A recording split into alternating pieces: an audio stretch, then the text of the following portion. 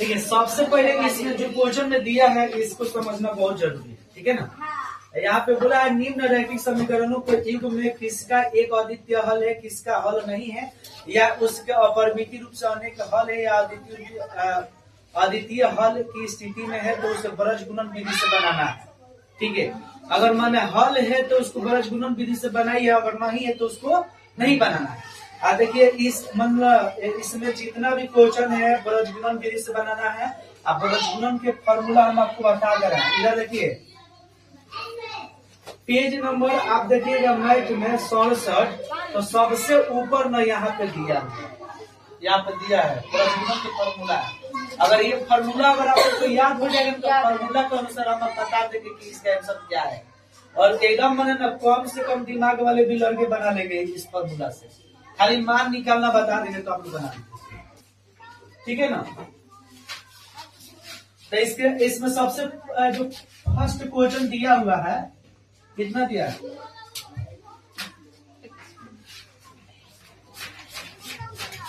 इसमें जो पहला जो क्वेश्चन दिया है ना, वो दिया है x माइनस 3y माइनस में कितना है 3 = 0 है ना।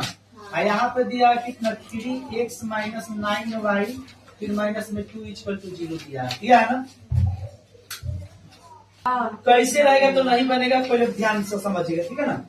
अब यहाँ पे करना क्या है, ये समीकरण आप 1 कर लीजिएगा, कितना समीकरण 1 और समीकरण 2 कर लीजिएगा, ठीक है ना। यहाँ पे मैं तुमको जो तरीका बताऊंगा उस तरीका को एकदम 100% सही तरीके से समझिएगा, ठीक है ना।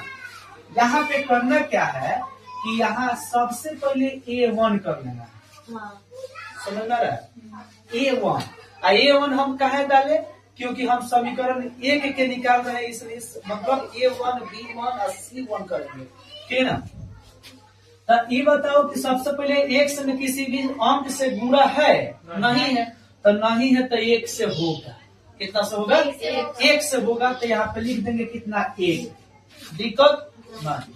उसके बाद यहाँ पे कर लेंगे B1 कर लेंगे = तो कर लिए, लेकिन यहाँ पे समझना है कि जो y है, y जो है आप बताइए कि उसमें किसी अंक से गुणा है या नहीं है, तो है 3 से, लेकिन हम 3 तो यहाँ पर लिख लेंगे, लेकिन फिर भी गलत हो जाएगा। पूछिए गलत क्यों होगा, तो गलत ये लिए होगा कि इसके आगे सिंबल में जो दिया है ऐड के सिंबल नहीं दिया है, वो सब्ट्रैक्ट के दिया है, यानी माइनस दिया है, तो माइनस को क्या कर देंगे शो करेंगे, लेकिन जोड़ को माने प्लस को शो नहीं करेंगे, याद रखिएगा, ठीक ना।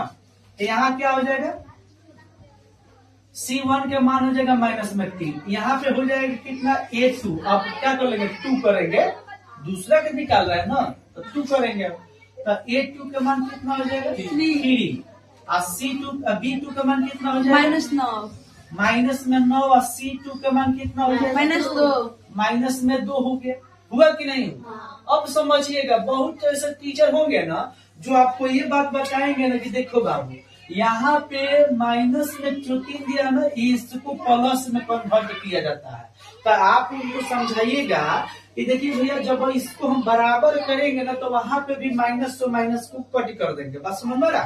तो यहाँ पे करेंगे क्या, यहाँ पे लिख देंगे A1/A2 = B1/B2 और फिर C1/C2 कर लिए। और यहाँ पे लिखेंगे या अब यहाँ इसका अंक लिखेंगे, यानी इसका मान इसका मान लिखेंगे, बस समझ में रहा है।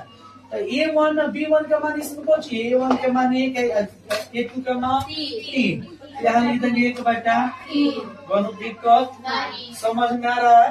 चलिए अब यहाँ पे लिख देंगे फिर =2 के बाद यहाँ पे जो सिंबल जो दिया है वो क्या दिया है आप बता दीजिए। B1 B2 का मान क्या है -3 -9। तो भैया ये बात को याद रखिएगा कि ऊपर माइनस नीचे माइनस कट जाता है। और फिर यहाँ पे हम डाल देंगे 12, ये भी हो जाएगा कितना -3 -2। तो जो अब इसको आपको दोबारा लिखने की जरूरत नहीं है, बल्कि समझने की जरूरत है अब इसमें। तो यहाँ पे क्या कर लेंगे, इसको लिख देंगे 1/3, क्या लिख देंगे 1/3 लिख देंगे। आई माइनस से माइनस क्या हो जाएगा कट जाएगा, माइनस से माइनस कट जाएगा, तो 3 3 के 9, यानी ये भी हो जाएगा 1/3 हुआ कि नहीं। अब क्या करना है कि तो माइनस से माइनस खत्म हो जाएगा, लेकिन क्या हो जाएगा 3/2। तो ये बताइए कि बराबर कौन नहीं है।